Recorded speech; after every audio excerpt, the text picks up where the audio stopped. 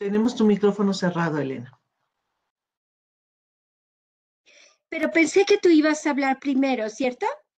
No, en realidad, Gabriela va a moderar, entonces ella te va a dar la bienvenida. Yo Ok. participaré si hay algún momento para ello, pero espero que haya muchas preguntas del público y que tengamos ocasión de contestarlas. Muchas Ningún gracias. problema. Adelante, sí. Si ya está lista la maestra Rodríguez y quisiera comenzar, doctora Bonilla. Sí, justo están terminando de arreglar algunos Ah, detallitos técnicos, entonces ya en breve habla la maestra. Permítanos un segundo, por favor. gracias.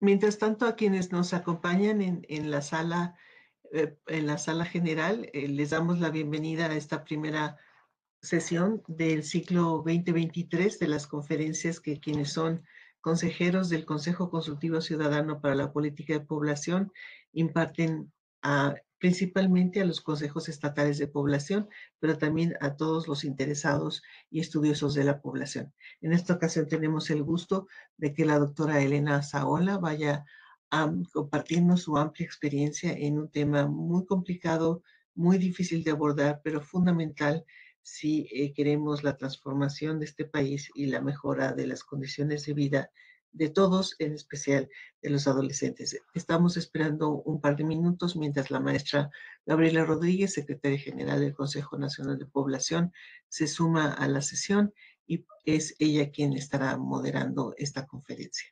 Gracias por participar en ella y esperarnos un par de minutos más. Gracias.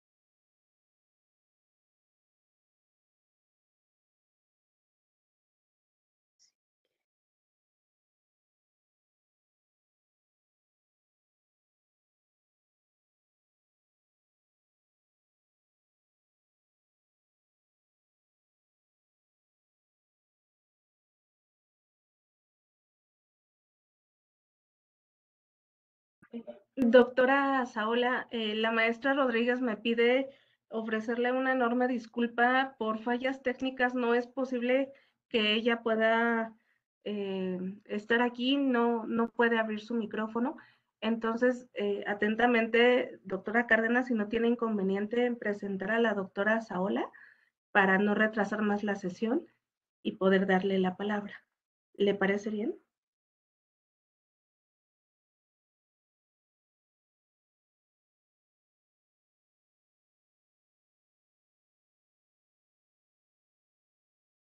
No te escuchamos, Rosario. Por supuesto que sí. En un minuto estoy lista para presentar a la doctora Saola. Es para mí un enorme gusto, es un privilegio también tener con nosotros esta tarde a la doctora Elena Saola, quien es profesora emérita del Centro de Investigaciones y Estudios Superiores en Antropología Social e investigadora emérita también del Sistema Nacional de Investigadores.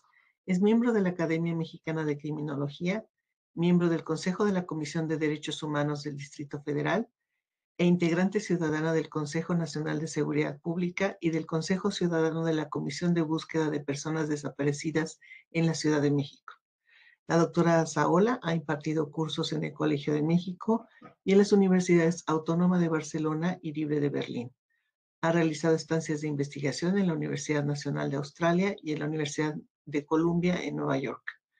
Ha desarrollado numerosos estudios sobre la criminalidad y la violencia en México, así como sobre la participación de las mujeres y los jóvenes en las conductas delictivas. También ha realizado estudios sobre las políticas de seguridad, las instituciones penitenciarias y las instituciones de policía. Participó en la coordinación del Informe Nacional sobre la Violencia para la Secretaría de Salud y el PNUD en 2006. Ha recibido diversos premios y reconocimientos, entre ellos el otorgado por el Instituto Nacional de Ciencias Penales en 2016 por sus aportes a esta área de conocimiento. La doctora Saola ha publicado más de 200 trabajos, tanto en México como en 17 países. Y como dije al principio, es para mí un honor tenerla hoy con nosotros para empezar este ciclo de conferencias 2023 que los consejeros del Consejo Consultivo Ciudadano para la Política de Población imparten particularmente a los consejos estatales de población como un puente de comunicación entre esos dos espacios, pero está abierto a público y sabemos que algunos interesados en el tema están hoy con nosotros. Sean ustedes muy bienvenidos. Voy a darle la palabra a la doctora Saola y al final espero que haya algunos minutos para que podamos contar con las respuestas que la doctora Saola pueda darnos a sus preguntas y, por supuesto, a sus comentarios. Doctora Saola, tiene usted la palabra, por favor. Muchas gracias, querida Rosario. Pues agradezco muchísimo esta invitación del Consejo Nacional de Población y en particular de la doctora Rosario Cárdenas. El honor es para mí y qué gusto poder estar esta tarde con ustedes. Pues sin más, comenzamos con esta charla.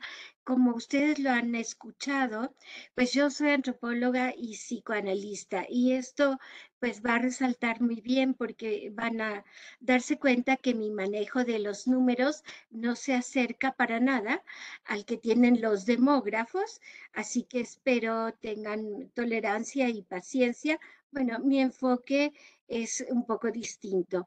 Y en realidad, oye, y ahora cómo voy pasando la presentación. Ajá, exacto, aquí ya pude. Pues estos son los objetivos generales de esta charla. Hablaremos sobre las condiciones de vulnerabilidad que enfrenta una porción significativa de la población de adolescentes en nuestro país. También se trata de hablar sobre las circunstancias que enfrentan los chicos y chicas que están privados de la libertad por haber cometido delitos graves, sobre todo aquellos que han hecho uso de la violencia. Y también lo que nos ocupará es entender la correlación que nosotros hemos podido constatar que existe entre la vulnerabilidad y la violencia. De manera que estos son los temas centrales de la plática de esta tarde y el estudio que he realizado, pues desde luego se basa en los testimonios de chicos y chicas que están privados de la libertad y para mí era muy importante escucharlos porque de alguna manera escuchar a estos chicos y chicas es como escuchar dónde inicia la violencia en nuestro país desde los más jóvenes que comienzan a practicarla. Algunos datos generales importantes para ubicar a esta población. En México, de acuerdo con el Censo General de Población, tenía en 2020 126 millones La población de niñas, niños y adolescentes, es decir, de 0 a 17 años, era de 39 millones, que representa 31.5% de la población. Pero nuestro enfoque va a ser fundamentalmente la población de 14 a 17 años, porque es a ellos que aplica la Ley de Justicia para Adolescentes. Entonces, esta población en el país abarca una cantidad de 10 millones de personas. Y en 2021 había un total de 5.266 adolescentes en conflicto con la ley en el país, 3.861 sujetos a medidas, pero sin estar privados de la libertad. Y de nueva cuenta, nosotros nos vamos a enfocar en los que están privados de libertad, es decir, en los que han cometido los delitos más graves y por eso es que se encuentran privados de libertad. Y hablemos primero un poco sobre la adolescencia. Generalmente lo que sucede es que la adolescencia se incluye dentro de grupos de población más altos, como la de los niños y las niñas de 0 a 14 años, o los jóvenes que son de 15 a 19. Pero lo que se hace a menudo con estos cortes de población, siempre un tanto arbitrarios, es que nosotros que nos enfocamos en el tema de adolescencia, se pierden las particularidades, la especificidad de las características de la población de 12 a 17 años. Esta es la población que nos interesa. ¿Y qué es lo que pasa? Que esta manera de romper los grupos de población, pues hacen que la adolescencia sea una población excluida o pues incluida entre niños o entre jóvenes, lo que resulta de una carencia de datos desagregados que permitan tener mayor claridad de los problemas específicos que enfrenta este grupo de población. ¿Y qué pasa? Pues que si no tenemos esa especificidad y esa datos desagregados, es muy difícil trazar políticas públicas que estén dirigidas específicamente a este grupo de población. En cuanto a la pobreza, hay que tener en cuenta que de acuerdo con el Índice de Derechos de la Infancia de 2022, la pobreza afecta más a los niños, niñas y adolescentes que a cualquier otro grupo etario. Además, tenemos que tener en cuenta que la pobreza es una condición estructural e intergeneracional. Entre 2008 y 2020, poco más del 50% de los niños, niñas y adolescentes estaban en nuestro país considerados en circunstancias de pobreza multidimensional, mientras que para el resto de la población el porcentaje fluctúa alrededor del 44%. Y de igual modo, mientras que el porcentaje de la población mayor de 18 años que se considera no pobre o no vulnerable fue en 2020 de 25.8%, por ciento. Para los niños, niñas y adolescentes, este porcentaje es más bajo. El de no pobres es de 17.9%. Temas relacionados con vulnerabilidad. También, de acuerdo con este índice de derechos de la infancia de 2022, hay variables que tienen un mayor peso como determinantes en las condiciones de vulnerabilidad en los niños, niñas y adolescentes.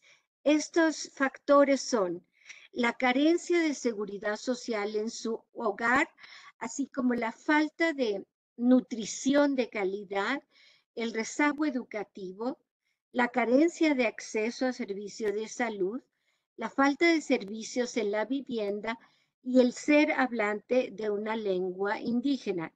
Todo este conjunto de rasgos es lo que coloca a niños, niñas y adolescentes en condiciones de vulnerabilidad.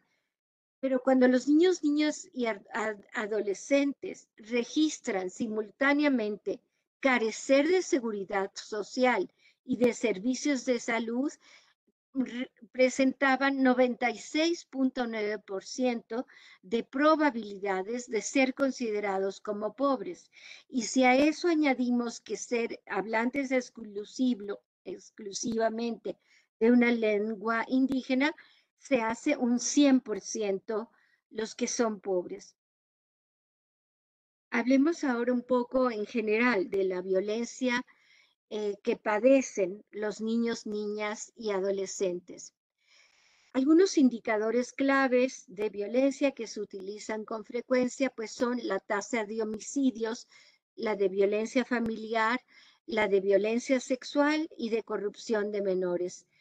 De 2016 a 2022 han muerto por homicidio un total de 8.800 niños, niñas y adolescentes.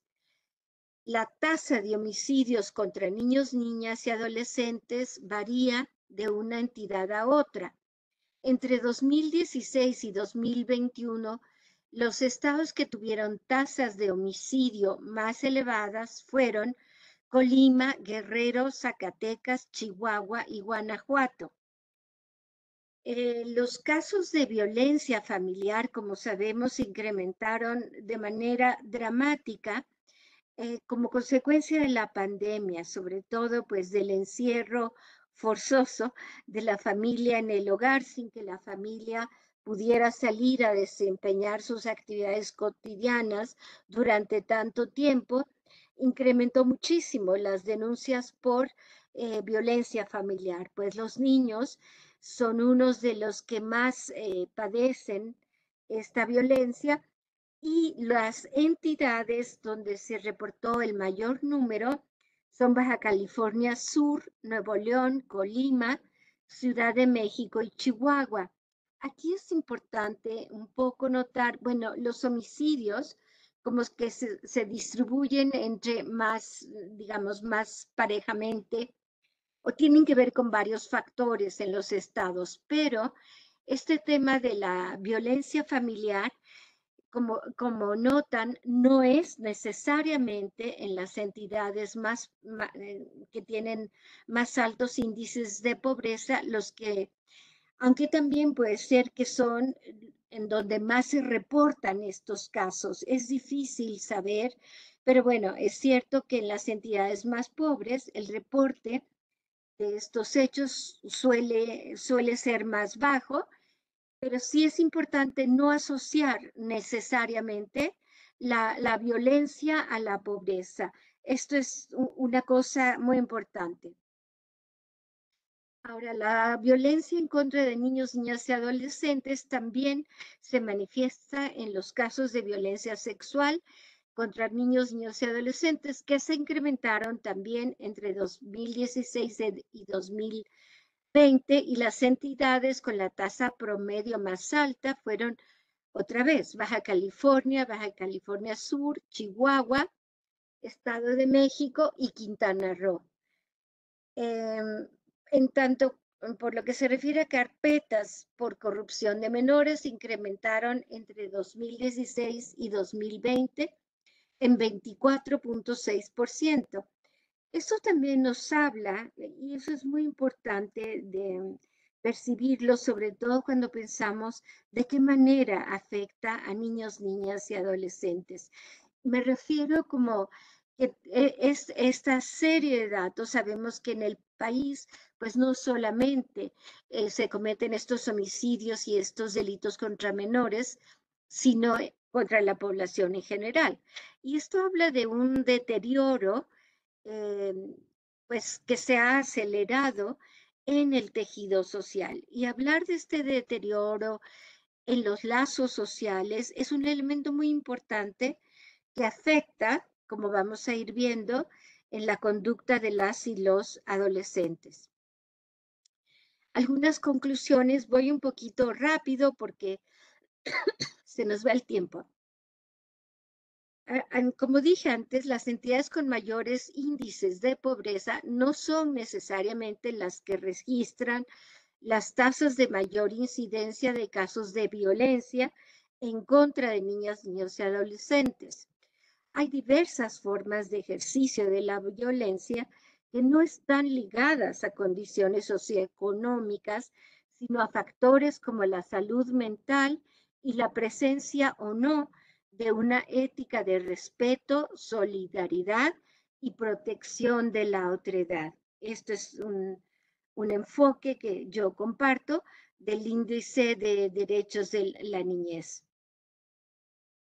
Y ahora veremos que también podemos hablar de violencia, que en el fondo, la violencia que cometen los adolescentes, lo que nosotros nos encontramos todo el tiempo es cómo esa violencia está relacionada a violencia previamente padecida por estos adolescentes.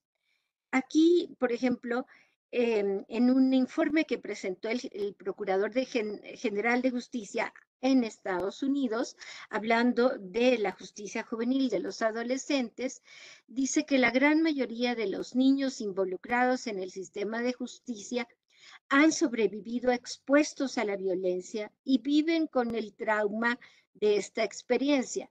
Para estos niños, estar en manos de la justicia no es una coincidencia. Y también dice que los adolescentes que están tratando de protegerse a sí mismos de la violencia pueden engancharse con más facilidad en comportamientos delictivos como una manera de obtener una sensación de control sobre sus vidas que en realidad son bastante caóticas. Vamos a pasar esto es como un antecedente que intenta ubicar al estudio que yo realicé en un panorama más amplio sobre la adolescencia en México. Pero vamos a ver el resultado de estos adolescentes que han cometido delitos violentos y que está publicado por Fontamara en 2020 bajo el título Nuestros niños sicarios. Un poquito hablar de cómo realizamos este estudio, pues básicamente fue combinando una serie de métodos, sobre todo métodos técnicas tanto de corte cuantitativo como cualitativo en 17 entidades de la República. ¿Y por qué en estas 17? Pues porque sobre todo tratábamos de representar a todas las regiones, básicamente, del norte, del centro y del sur del país. Y fue por eso que nos dirigimos a esas 17 entidades del país y elaboramos nosotros un cuestionario que aplicamos a 730 adolescentes que estaban privados de libertad y que habían cometido delitos violentos. Entonces, este estudio en particular arroja información precisa y confiable acerca de factores de vulnerabilidad que contribuyeron a la comisión del delito. Y vamos a ir viendo cómo, ¿no? Los delitos, los tipos de delitos en que participaron estos adolescentes. Una de las cuestiones más interesantes que pudimos indagar es un poquito poder trazar cuáles fueron los patrones de ingreso y de permanencia de estos chicos y chicas en grupos delictivos. Cómo es que ingresan en ocasiones de manera obligada, en ocasiones de manera voluntaria. Son varias las vías de acceso a estos grupos. También las características demográficas y socioeconómicas de estos adolescentes y el cumplimiento también analizamos de las normas del debido proceso desde que estos chicos y chicas son detenidos hasta su situación en los centros de internamiento. Entrevistamos, como dije, a 730 adolescentes que representan, o en ese momento representaban, al 20%, imagínense ya, la quinta parte de todos los adolescentes privados de la libertad en el país, fuimos y hablamos con ellos. Y como dije, hicimos primero como un cuestionario que nos permitió tener una serie de datos estandarizados de todos y cada uno. Y además había como una conversación abierta con estos chicos y chicas ya más cualitativamente, para que narraran su historia, para que narraran cómo fueron los hechos en que participaron, como dije, el ingreso a grupos delictivos, una gran cantidad de datos. Siempre pues había chicos que estaban más dispuestos a hablar, otros no tanto. Y bueno, esto sobre todo tratándose de menores de edad, es una cosa muy importante de respetar pues este silencio de algunos adolescentes, ¿no? Aquí vemos que de los que entrevistamos son 86% hombres y 99 mujeres, que son 14%.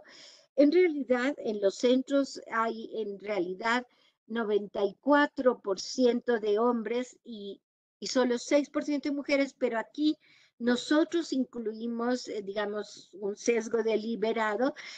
Incluimos en nuestra muestra muchas más chicas, lo mismo que más niños y niñas indígenas, porque nos interesaba conocer mucho las características específicas de los grupos étnicos y de las mujeres, aunque representan una porción más pequeña, ¿no? Aquí encontramos que por su edad eran menores de 15 años 2%, y de 15 a 16 años, 18%, y de 17 a 18, 49%. Encontramos también algunos chicos que eran mayores de 18 años y como ven no eran pocos, eran chicos que ya tenían como 20 años y esto era porque a veces permanecen en esos centros si cometieron el delito siendo menores de edad, aunque cumplan la mayoría de edad, permanecen en estos centros de internamiento separados, pero al lado de la población adolescente. Un dato que es muy importante de considerar, y es por esto que nos interesaba ubicar a estos adolescentes dentro de la población en general de adolescentes del país, es que en todos y cada uno, sin excepción, de los indicadores que nosotros rastreamos de los chicos y chicas, en todos estos chicos estaban por abajo, en lo económico, en lo educativo, etcétera, etcétera. Lo vamos a ir viendo. O sea, que sí había una razón para pensar que había una vulnerabilidad mayor en estos chicos, que insisto, no necesariamente o solamente tiene que ver con la pobreza, sino con una serie de factores que vamos a ir viendo. Por ejemplo, bueno, aquí un mínimo elemento de una de las teorías en que nos basamos, que es una de las teorías más recientes, que se refiere al desistimiento de la actividad delictiva. Y esto porque este desistimiento, ¿qué es lo que hace que una persona se disuada de cometer una conducta delictiva? Bueno, en general, para la población en general, tiene mucho, mucho que ver con los lazos de afecto, la cercanía y las redes a las que esta persona pertenece. Pero en los adolescentes, de manera muy particular, tiene mucho que ver con este desistirse, es el producto de una maduración psicosocial del individuo. Y esto porque se basa en los nuevos estudios de neurociencia que han encontrado que la maduración del cerebro no se completa este proceso de manera vaya, esto no termina sino hasta alrededor de después de los 20 años. Mientras este proceso no termina, eh, ellos tienen más dificultad para el control de impulsos, para considerar las implicaciones de las acciones propias sobre los de otros, o también la posibilidad de postergar la gratificación inmediata en aras de metas más valiosas y de largo plazo, y la posibilidad de resistir a la influencia de los pares. El desistimiento es de la actividad delictiva es una consecuencia natural del crecimiento emocional, social e intelectual. Pero esto es un proceso que no se da en el vacío. Este es un proceso de crecimiento que se da en cierto ámbito, en cierto núcleo de relaciones básicas, y digamos que a nivel mundial está muy claramente estudiado que la mayor parte de los adolescentes que cometen conductas delictivas las cometen porque esto es parte, digamos, de los rasgos propios de la adolescencia. Y la mayor parte abandonan esas conductas junto con ese proceso de maduración que incluye, entre otros, estos factores que aquí se mencionan. Rápidamente veremos algunos de los hallazgos que encontramos sobre la familia. 62% cuentan de estos chicos con padres que se separaron. 60%, fíjense ustedes qué importante este dato, cuentan con uno o varios familiares que han estado en prisión. Esto nos indica muy claramente pues en qué ámbito ellos han crecido y se han desarrollado, y las historias de los chicos los dicen con claridad, pues mis padres eran rateros o se dedicaban al secuestro y yo sabía que iba a ser secuestrador, por ejemplo, ¿no? 43% se salieron de su casa, en ocasiones de manera temporal, con idas y venidas, y en otras de manera definitiva. 31% se salieron por problemas familiares. Son datos que nos dicen mucho de estos chicos. Y 27% lo hizo, dice, porque quería hacer su propia vida, y esto tiene que ver con que se unieron a grupos delictivos. Y un dato importantísimo que tiene un peso que no puede destacarse de manera suficiente es este 22% de chicos que nunca conocieron a su padre. Y aunque hay factores que pesan más en unos chicos que en otros, aquí hay un conjunto de factores que vamos a ir viendo. En estos chicos en especial que no conocieron a sus padres, sí había un dolor, un vacío, digamos que hablar con ellos era simplemente que ellos expresaban, ¿no? Que si nunca habían sido nadie y su padre ni siquiera había tenido interés en conocerlo, él no había sido nadie, ¿no? Nunca eso, ni su padre había querido conocerlo, y digamos que este dolor, este vacío sí, de algún modo tiene un peso importante en las conductas posteriores, aunados a otra serie de factores, ¿no?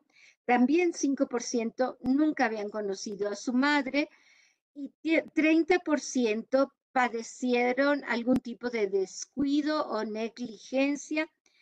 Este es un grupo, pues casi una tercera parte, que es, digamos, un grupo con rasgos de abandono graves, porque muchos de estos niños, estos que se separaron los padres, pues la historia que ellos tienen es que un tiempo vivieron con el padre, otro con la madre, otro con los abuelos, y digamos que hay muchas dificultades para que un chico logre hacer una estructura sólida con todas estas cuestiones.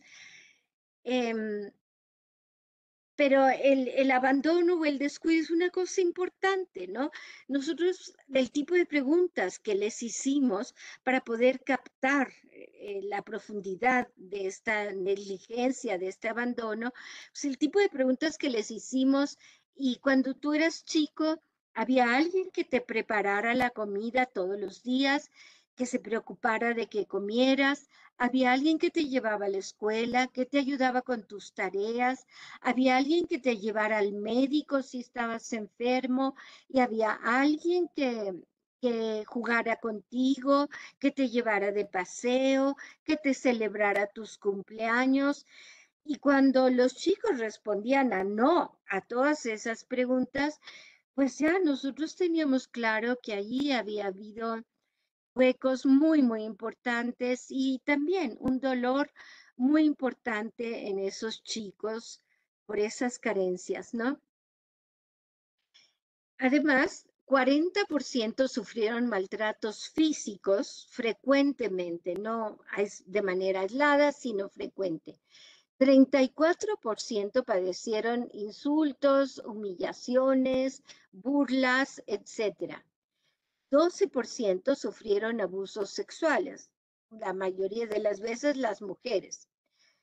39% dijo, esta es la cuestión importante, que cuando sufría esos malos tratos no había nadie que lo protegiera. Es decir, podemos imaginar a un chiquito de 5, de 6, de 7 años que estaba siendo maltratado continua, severamente, y que dijo que no tenía alguien en quien respaldarse. Estas son cosas que, bueno, que sí tienen una importancia y una deriva hacia ese tipo de conductas en la adolescencia. 24% dijo que su padre es la persona que más daño le ha hecho en su vida. Así, al preguntarle, ¿quién es la persona que más daño te ha hecho en tu vida? 24% dijo su padre, básicamente por su ausencia. 12%, y esto fue una cosa que a mí sí me impactó bastante, dijo que no tiene confianza en nadie. O sea, podemos imaginarlo, lo que representa que un niño de esta edad, a esa edad, ha llegado a la conclusión que no hay nadie en quien pueda confiar. Esto es algo preocupante. ¿Cómo los vamos a sacar adelante? ¿No? Y luego 57% dijo que los adultos con los que vivía consumían alcohol frecuentemente, 30% que los adultos consumían drogas, y luego 68% dijo que ellos mismos, antes de ser privados de la libertad, consumían alcohol y o drogas de manera frecuente. Algunas cosas sobre cuestiones de vulnerabilidad. Como dije, estos chicos y chicas están por debajo de los niveles de escolaridad del común de la población. Es decir, bueno, son chicos que no tenían padres.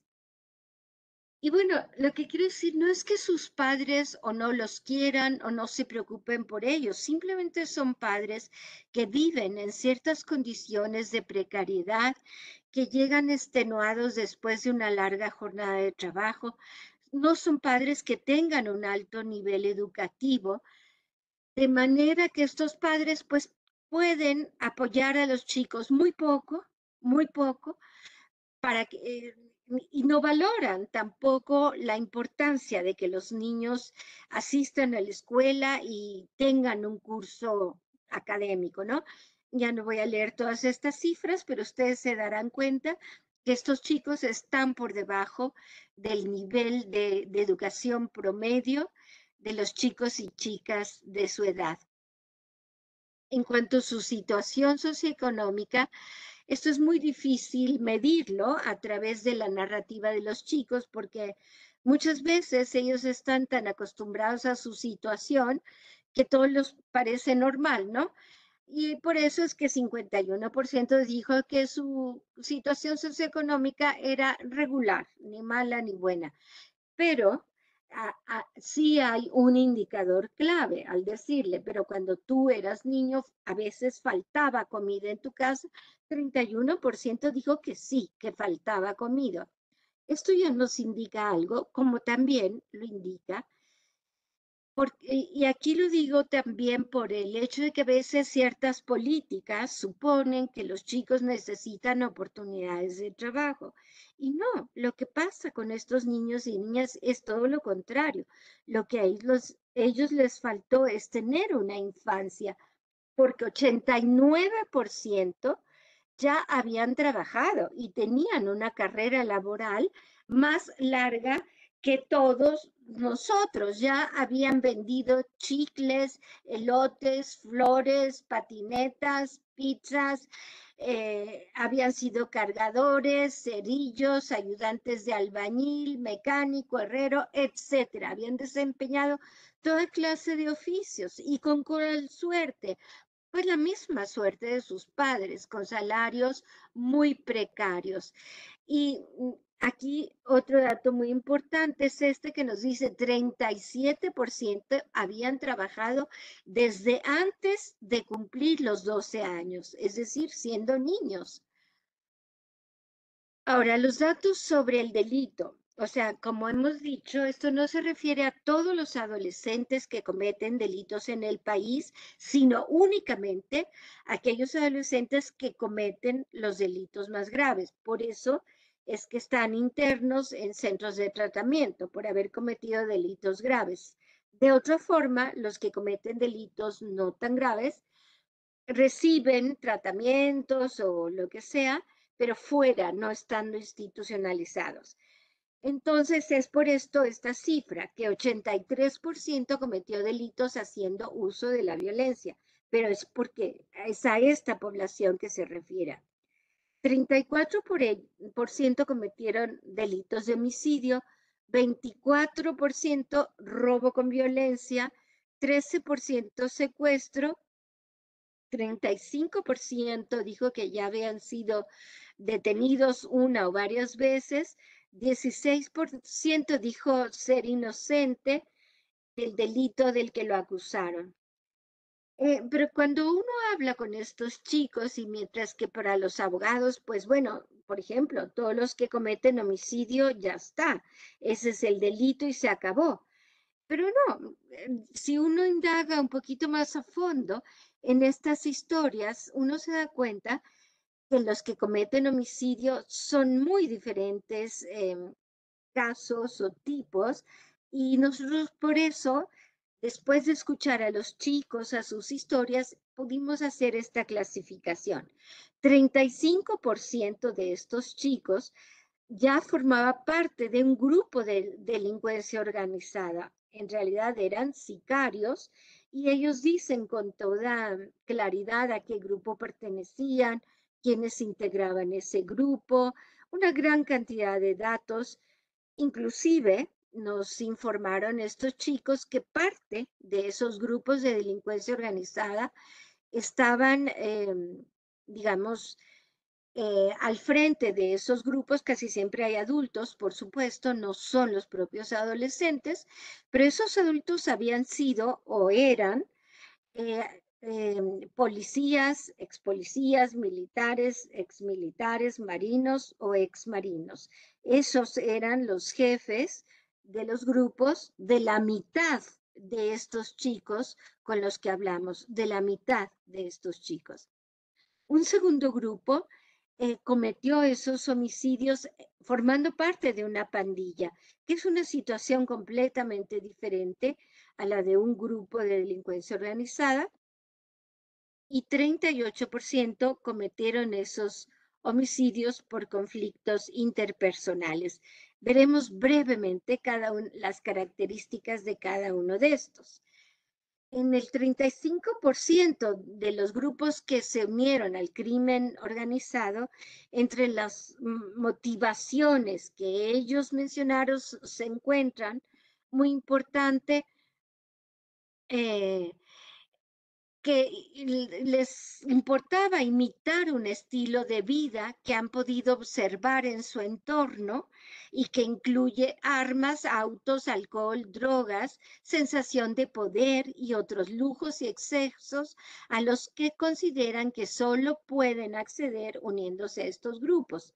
También el deseo de formar parte de un grupo que les brinde la sensación de pertenencia, de protección, de solidaridad, equivalentes o sustitutas a las de una familia, que ellos en ocasiones no encontraban en su familia esa protección o esa identidad, ¿no?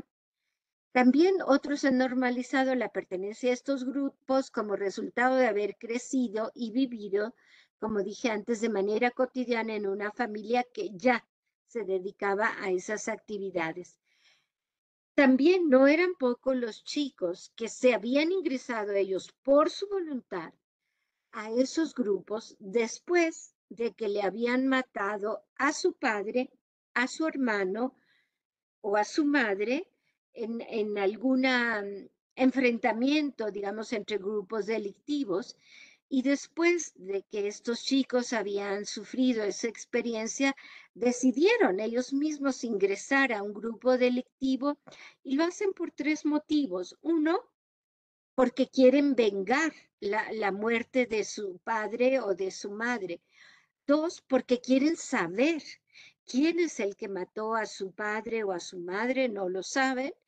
Y una tercera razón es porque una vez que les han quitado a su padre, a su madre, a sus hermanos, pues ya la vida les importa muy poco a estos chicos. Están viviendo en un ambiente en donde ellos saben que están expuestos a morir y a matar. Y ellos así lo dicen, que han matado a X número de personas porque ese es el ambiente en el que ellas viven. Otra razón es que se les hace creer a estos chicos, son muy susceptibles de ser influenciados por estos adultos que lideran estos grupos, se les hace creer que esa persona a la que le piden secuestrar o matar, pues es alguien que ha dañado a la comunidad, o por ejemplo le dicen es que este es un político corrupto, como si la vida de esa otra persona no importara o no valiera o mereciera que, que, que se le matara, que se le secuestrara. Y los chicos pues en ese momento creen en eso que les dicen los líderes. Otras razones son también por la adrenalina, que dice que les produce vivir en situaciones de peligro y que a ellos les resulta atractiva. También les produce una sensación de dominio, de control. Una de las frases que ellos dicen es que forman parte de un grupo paralelo que disputa o pretende sustituir al poder del Estado. Entonces ellos la frase que dicen es que nosotros, y es muy fuerte esa frase, si nosotros vamos contra la ley, imagínense ustedes el peso de esa expresión. Y la ley para ellos es, bueno, todos los grupos, agentes del Estado, de cualquier corporación, ellos son los que avisan, son los que tienen sus radios, los halcones, los tracas, les dicen, ya ni me acuerdo los nombres de cada uno de los niveles que ellos pueden ir ascendiendo, ¿no? La participación en algunos grupos también de ex militares o de policías también contribuye a que se borre la distinción entre lo legal y lo ilegal, se difumine y contribuye a que los adolescentes adopten una actitud cínica frente a sus actos ilegales. Pues dice, pues si estos también eran autoridades o se dice que las autoridades también han robado, ¿por qué yo no puedo hacer? O sea, es como que se borra la línea entre pues como quien dice, los buenos y los malos, ¿no? No existe tal cosa. Y también formar parte de estos grupos en un entorno donde gozan de aceptación les brinda estatus y en este sentido puede aparecer como una opción legítima de vida. Lo que pensemos es, bueno, la mayor parte de los adolescentes aquí y en cualquier otro país del mundo, pues lo que buscan son tener chicas, drogas, sexo, alcohol, fiestas, discotecas. Y bueno, ellos sienten que así tienen acceso, uniéndose a estos grupos, a todos estos bienes que para ellos resultan atractivos. Ellos hablan de cómo empezaron a observar, ellos dicen los de las camionetotas. ¿Y estos de las camionetotas, cómo es esto? ¿Y quiénes son? ¿Y por qué? Pero los de las camionetotas también comienzan a observar que ahí está un chico que anda en la calle todo el tiempo, que no parece que a nadie le importe, porque digamos que el crimen no va a venir a tocar a nuestra puerta y a decirnos, oiga, yo me quiero llevar a sus hijos, ¿verdad? Sino que va a disponer de esos chicos que a nadie le importa, porque ya dejaron su familia, porque están deseosos de tener un trabajo, de ganar dinero, etcétera. Y es a estos chicos que ellos captan y que empiezan a probar poco a poco y que pueden llegar a ascender. Había chicos de 17 años que ya eran líderes de una célula importante y tenían detrás pues muchos homicidios, secuestros, etcétera. Y también pues lo que pasa es que quienes los invitan a formar parte de estos grupos utilizan en su beneficio la inmadurez de estos adolescentes. Si bien los chicos saben que están cometiendo actos ilegales, no cuentan con la plena capacidad y madurez para comprender la trascendencia que esos actos van a tener para el resto de sus vidas. Y ellos a menudo dicen frases así como, se me hizo fácil, no pensé en las consecuencias, yo quería saber lo que se siente, quería tener lo que ellos tienen, me llamaban la atención las armas, los vehículos. Estas frases se repiten una y otra vez en las historias que recabamos. Voy a leer rápidamente unos testimonios solo para tener estas palabras de estos jóvenes del crimen organizado. Dice, al principio me involucré en la delincuencia por unas amistades, pero lo que me permitió continuar fue porque no quise regresar a mi casa por orgullo, por los conflictos que teníamos a causa de que yo consumía drogas y no me gustaba que me dijeran qué hacer. Entonces, uno necesita dinero y cuando estás rodeado de esas amistades, te parece fácil o en ese momento así lo piensas porque te orillan a hacerlo y en ese momento no te das cuenta, no lo piensas. Primero empecé por vender drogas y luego los homicidios. Siempre va a haber personas que se van a dejar influenciar por esos grupos. Uno se deja influenciar por el dinero y por problemas familiares, pero también porque no nos orientan, dijo un chico. Aquí hay otro más, bueno, aquí dice otro chico, me inculparon por andar con ellos porque yo quería saber de mi hermano que se lo había llevado el mismo grupo, pero no me quisieron decir nada. Llegaron al taller donde yo trabajaba como mecánico buscando personas que se fueran con ellos y yo me fui para saber de mi hermano y para apoyar a mi familia. Yo creo que ese grupo hace lo que anda haciendo por dinero y entre ellos se matan porque roban a quien no deben robar porque ellos tienen sus reglas. Ellos matan a los rateros que andan robando, aunque también matan a otros que compiten por el territorio y se enfrentan con las autoridades para defenderse. En fin, es así una rápida idea de estos. El segundo grupo, muy rápido, es como dije, el de los pandilleros, que representan el 27% de esos homicidios. Aquí, como sabemos y como hay múltiples estudios sobre las pandillas, es un fenómeno muy difundido en Latinoamérica y uno que de los factores que más explica esta difusión del fenómeno es la necesidad que tienen los adolescentes de pertenecer y asociarse, sobre todo porque han desertado de la escuela, porque están en la esquina, porque no tienen nada que hacer. Y empiezan así a reunirse en la esquina, a hacer deportes, pero luego van a la discoteca, pero luego quieren beber y entonces comienzan a asaltar un Oxxo y entonces luego puede haber riñas con otro grupo al que se enfrentan. Las pandillas generalmente tienen un cierto territorio y esta es la razón de que ellos cometan esos homicidios que son muy distintos, como dije, a los del crimen organizado. Sobre todo lo que se ha dicho es que la pandilla brinda a sus integrantes una comunidad emotiva, una familia sustituta que satisface las necesidades afectivas del joven y le provee dignidad, además de un sentido y forma de vida. Rápidamente leeré un testimonio de un chico que dice, jugábamos, íbamos a fiestas, nos drogábamos y peleábamos con otra banda. Yo robé y asalté a un morro en la esquina de mi casa porque estaba con efectos de la droga y le pegué y le quité su dinero y sus cadenas.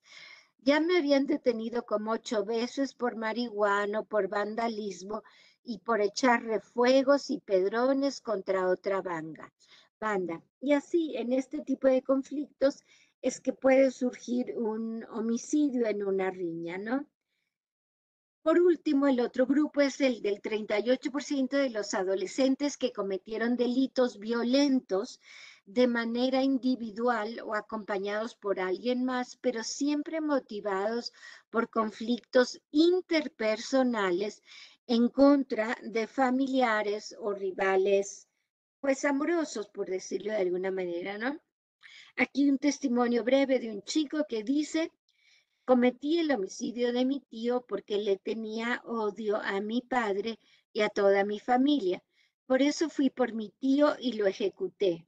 Después lo metí en la camioneta y cuando lo fui a tirar me detuvieron los militares porque traté de escapar, pero no me volteé con la camioneta.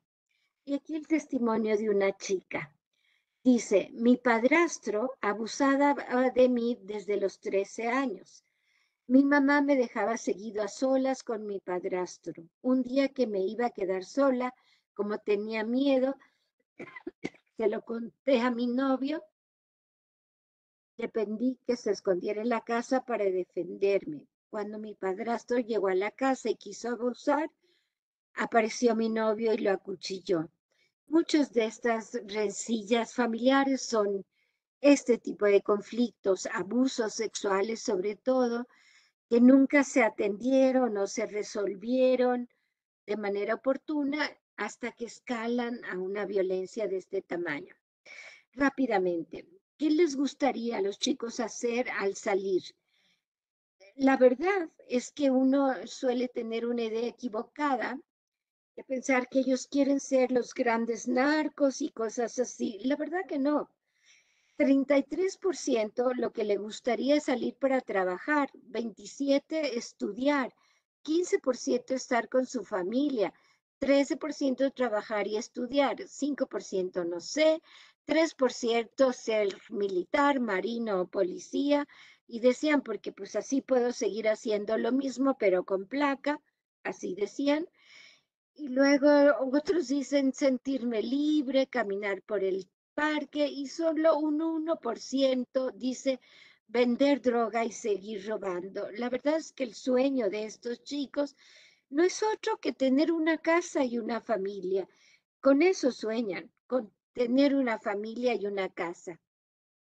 Aquí lo dice, aunque también otro muy impactante es un 21% que dijo no tener sueños. Eso es también algo muy preocupante, porque igual que los chicos que dicen no tener confianza en nadie, pues estos chicos dicen, pues yo, si antes de venir aquí no tenía sueños, habiendo estado aquí, no me permito soñar, yo sé que no tengo un futuro. Esto es tremendo realmente, ¿no? Y habla de un concepto reciente en las ciencias sociales, que hay mucho por explorar, habla de lo que es el concepto de la muerte social, ¿no? La muerte social como ya no es el estar marginado, el estar excluido, sino la muerte social es eso, sentir que no pueden tener un lugar en la sociedad, que no hay manera en que ellos logren insertarse en la sociedad. Mucho que decir al respecto, pero en fin. Para terminar, conclusiones. La conducta de los adolescentes constituye una reacción, una respuesta a circunstancias que encuentran en su entorno en las que les ha tocado vivir dentro del ámbito de sus relaciones más próximas. Los adolescentes no maduran en el vacío, sino en un contexto social complejo, y su comportamiento es el resultado de interacciones entre las influencias que reciben en su entorno y su proceso de desarrollo emocional, psicológico, cognitivo y cerebral. La adolescencia, como decimos, es un periodo volátil y transitorio de la vida y que la mayor parte de las veces, en la medida que maduran, abandonan esas conductas. Sin embargo, el estudio da cuenta con detalle de situaciones de vulnerabilidad que han enfrentado y que precedieron en buena medida y contribuyeron a su involucramiento en actividades delictivas. A estas nosotros les llamamos, por decir así, su vulnerabilidad primaria. Lo que es muy desafortunado es pensar en que una vez que ellos ingresan a los circuitos de la justicia cuando son detenidos, que muchas veces son detenidos por militares que los torturan o policías, el índice de tortura a estos menores es verdaderamente tremendo. 57% de los chicos rindieron testimonios de tortura severa. Entonces, lo más triste de pensar es que estos chicos, una vez que entran a estos circuitos de la justicia, las más de las veces entran a condiciones que nosotros denominamos de vulnerabilidad secundaria. Esto también ocurre porque estas instituciones y este sistema de justicia para adolescentes, igual que las cárceles para adultos, son instituciones sumamente precarias, tienen dificultades para lograr dotar a los adolescentes de los conocimientos, competencias, experiencias y habilidades que les permitan hacer frente a sus condiciones de vulnerabilidad.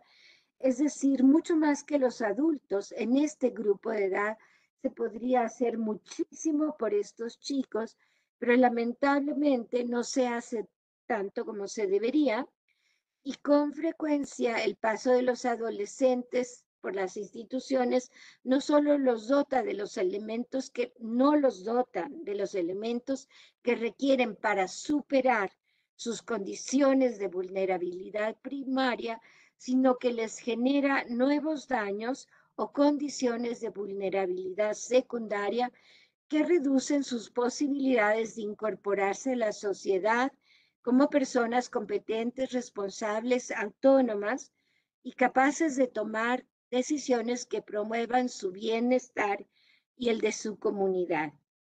Y a continuación, pues la última conclusión es que esta falta de interés de las instituciones de justicia deja en claro el poco interés y el poco valor que los responsables de las políticas de seguridad y justicia asignan a que los y las adolescentes de los sectores marginados puedan superar esta condición y participar como miembros de pleno derecho en la sociedad.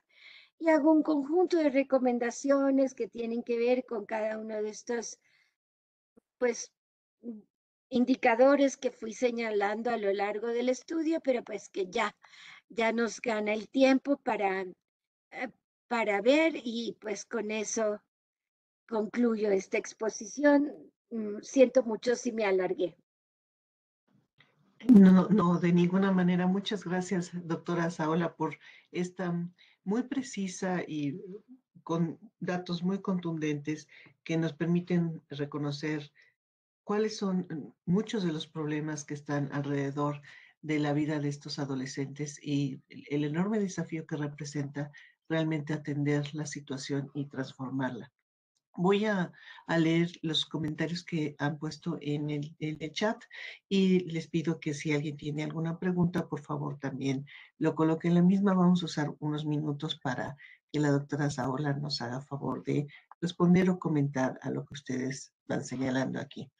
Y lo primero es que hay quien, José Luis, dice que nos aclara el porqué de otros datos que plantean la situación social, que supongo se refiere a la que estamos enfrentando, que los datos son muy interesantes y que muchas gracias por compartirlo con todos quienes están asistiendo.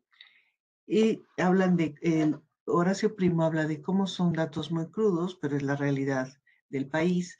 Y su pregunta es que si existe alguna institución pública, como puede ser DIF, CEP o la Secretaría de Trabajo y Previsión Social, o quizá la Fiscalía General de Justicia, que puedan dar tratamientos de prevención a estos hechos de violencia específicamente dirigidos a niños y adolescentes. Y sugiere pensar, por ejemplo, en cursos para padres de familia con el fin de disminuir delitos y malos tratos a los menores. También pide que les recuerdes a quienes están escuchándote cómo se llama la publicación que contiene estos resultados y si está disponible en web, en formato libre. Y Maricruz Muradas dice que está muy agradecida con la doctora Saula por la presentación y felicita el trabajo que permite conocer un poco más las condiciones de la población adolescente en situación vulnerable. No se pudo conectar desde el principio, pero espera que al preguntar si las políticas públicas para jóvenes pueden competir ante las opciones que ofrece su entorno más inmediato, y esto puede resultar más atractivas y rápidas para lograr una movilidad económica. Si hay posibilidades reales de implementar algunas políticas públicas que pudieran entonces, de alguna manera, contrastar, los propios jóvenes contrastarlas y tratar de entonces de seguir algún camino que no los lleve por estos elementos de profundización del contexto en el cual se desarrollan. Fernando Hernández, que es muy interesante la exposición, y si podrías compartir la presentación. Y lo mismo Flor Moreno del COESPO del EDOMEX, que le ha resultado muy interesante. No sé si nos quisieras comentar las preguntas concretas que nos hicieron, mientras esperamos si hay algunas más. Muchas gracias por los comentarios. Sí, en realidad yo coincido que hay un campo amplísimo de políticas públicas, de temas por hacer. Hoy en día la Secretaría de Seguridad y Participación Ciudadana a nivel federal ha conformado un comité del cual formo parte, pero forman parte muchas organizaciones, instituciones públicas, pero también organizaciones de la sociedad civil para diseñar políticas que traten de evitar el reclutamiento de estos adolescentes por parte de los grupos. Entonces se está tratando de hacer una ley. Bueno, ya sabemos que nuestro país siempre cree que va a resolver las cosas haciendo leyes, eso es una costumbre, pero bueno, por lo menos existe el interés, se ha detectado el problema y se está tratando de ensayar también políticas de prevención. Yo coincido que esta es una de las líneas más importantes y hay un montón de programas que harían falta, pero harían falta previamente que los adolescentes hayan cometido este delito.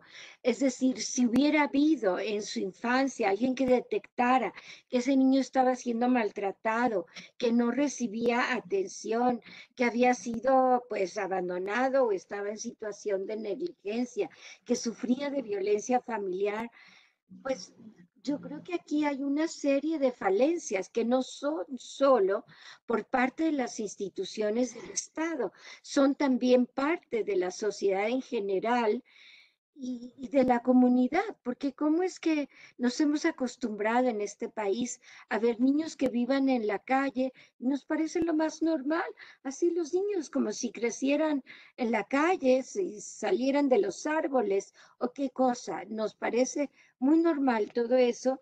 Entonces, bueno, sí, hay muchísimas políticas, muchísimos programas, muchísimas instituciones que tendrían que estar haciendo algo a este respecto y que sería muy bueno que lo hicieran sobre todo a partir de la realidad local, porque como les digo, ahora es la Secretaría de Seguridad Pública Federal que está tratando de hacer esta serie de esfuerzos, pero claro, también en contacto con las entidades, pero lo que se requiere es que pues prácticamente cada localidad detecte cuáles son los problemas fundamentales, porque estos niños tienen toda una historia en que dejaron la escuela y si uno hace la lista de razones por las que abandonaron la escuela, pues está desde porque le piqué con un lápiz a la compañera, le mordí, le pegué al compañero y toda esa serie de problemas que además ellos ya traían de casa, porque traían esa violencia desde casa, en vez de que la escuela tuviera programas especiales para atenderlos, las más de las veces expulsa a los niños de la escuela y allí inicia otra problemática importante. Entonces son muchas acciones que se tienen que hacer desde las instituciones educativas, desde la comunidad. Por ejemplo, pensar en estos niños que estaban refiriendo, que tenían padres alcohólicos o que consumen drogas. Uno se puede imaginar el infierno que viven esos niños que no entienden por qué de repente el padre llega y golpea y grita a todos y no sé qué. ¿Qué puede entender el niño? No entiende nada, pero tampoco esos padres son capaces de entender cuando el niño en la adolescencia comienza con los mismos problemas de drogas y alcohol, porque esos padres también tienen un bajo nivel educativo y tampoco tienen las herramientas que requieren y que hacen muchas veces. Golpean a los hijos, los expulsan de la casa, todo lo cual se suma para llevarlos a estas circunstancias que hemos descrito. Entonces, pues sí, agradezco mucho sus comentarios y hay muchísimo que hacer en cada localidad. Muchas gracias, doctora Saola. Además de felicitar la presentación, esperan que este insumo sirva a los 3 niveles de gobierno para implementar políticas públicas que disminuyan la situación y piden compartir la presentación. Y si esperamos a ver si hay algún otro comentario, a mí me gustaría señalar algunos elementos que me parecen muy importantes que se derivan de la plática, que ciertamente refleja la amplia trayectoria que la doctora Saola tiene en los temas vinculados con esta situación de desigualdad, de falta de movilidad social, de colocación de los grupos que están en las condiciones de mayor vulnerabilidad, como son quienes están en condición de cárcel o en situación de calle. Pero también la importancia que tiene que nosotros nos aproximemos a este tipo de problemas desde varios ángulos. La doctora ha recorrido el elemento de la neurobiología, que cada vez es más importante para explicarnos aspectos de comportamiento, sobre todo en edades de transición tan importante como es la adolescencia. El componente social, ciertamente. Los componentes legislativos, porque si bien podemos tener un grupo demasiado amplio, quizá de normas, algunas de ellas no se cumplen y tal vez sean las más importantes, o pese a ser muy amplias, no tenemos aquellas que son necesarias. Por ejemplo, ¿cuáles son los espacios de monitoreo del maltrato a los menores? ¿Dónde dejamos el límite entre lo que la familia puede decidir hacer y lo que la sociedad toma como responsabilidad en la crianza de los niños? Porque eso ciertamente es algo fundamental. Debe preocuparnos a todos que haya un rezago escolar, porque significa que un niño que está en edad escolar no está yendo a la escuela y sin embargo nosotros no tenemos un sistema que monitoree esa situación y que haga obligatorio el acudir a la escuela, por ejemplo. Entonces, imagino que en los cuerpos legislativos, en la normatividad existente, faltan muchos elementos que nos permitirían, mediante recuperar los resultados de estas investigaciones, adaptar medidas más adecuadas. Por supuesto, los elementos culturales, uno no puede dejarlos de lado, y la enorme heterogeneidad que hay en el país y cómo necesitamos colocar en su dimensión cada uno de los procesos. Un robo es efectivamente la sustracción de un elemento, pero el contexto en el cual se da explica por qué está ocurriendo. Y en este caso, aunque el delito sea similar, y la doctora lo señalaba, todos pueden estar por un homicidio, lo que está detrás de ese homicidio nos ayudaría a intentar deshacer los factores que están propiciándolo. Pensar en delincuencia organizada, pensar en pandillas, pensar en un arrebato o una situación donde quienes están cercanos a los temas lo saben, la disponibilidad de armas es lo que explica que ocurran algunos homicidios que no hubiera sido el caso si esa arma no estuviera. Y me lleva también a pensar en otro de los problemas que tenemos en el país, que es esta fecundidad de las etapas adolescentes. Si la impericia, si las dificultades para la crianza son parte de las razones por las cuales estos niños pueden estar siendo maltratados, porque hay un elemento de incapacidad de identificar todas las necesidades adicionales a las cuestiones financieras, a las cuestiones estrictamente económicas. Entonces vamos teniendo diferentes círculos, contextos de vulnerabilidad que se van intersectando y que van explicando que tengamos un problema tan profundo como es, por una parte, la violencia hacia niños, la violencia que los niños y adolescentes están manifestando, pero también otros aspectos que explican que el país tenga estas situaciones como el abandono escolar o las cargas de cuidado diferenciadas y con más eh, impacto sobre las mujeres.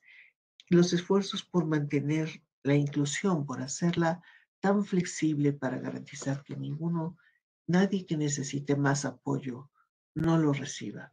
Quizá sería uno de los mensajes con los que yo me quedo de la plática de la doctora. Intentar hacer lo más posible, ampliar esa red de apoyo para propiciar que quien está teniendo un problema lo podamos identificar lo más oportunamente posible e impidamos esta cadena que suma a que alguien, pues, como de manera muy contundente lo mencionó la doctora, esté en una edad adolescente sin tener sueños. No sé si alguien que nos acompaña tiene algún comentario adicional y si no veo nada más en el chat, entonces le daría a la doctora Saola la última palabra para después cerrar esta conferencia. Por favor. No, pues al contrario, yo solamente agradecer. Quería mencionar el nombre del libro que preguntaron, se llama Nuestros niños sicarios, está publicado en Fontamara. No creo que esté disponible electrónicamente, pero con respecto a la presentación, si quieres la comparto contigo, Rosario, y para que puedas hacerla llegar a quien le interese, con mucho gusto. Pues muchísimas gracias de nuevo a la doctora Saola. Como dije al inicio, ha sido un gusto, un privilegio escuchar a alguien que que ha tenido tanta experiencia en estas áreas tan difíciles de analizar, como son las poblaciones adolescentes, las poblaciones en situación de cárcel. Y Noé Valdivieso me parece que tiene la mano levantada antes de cerrar la sesión. Si es el caso, no tenemos micrófono. No necesitaríamos que escribieras en el chat el punto, por favor.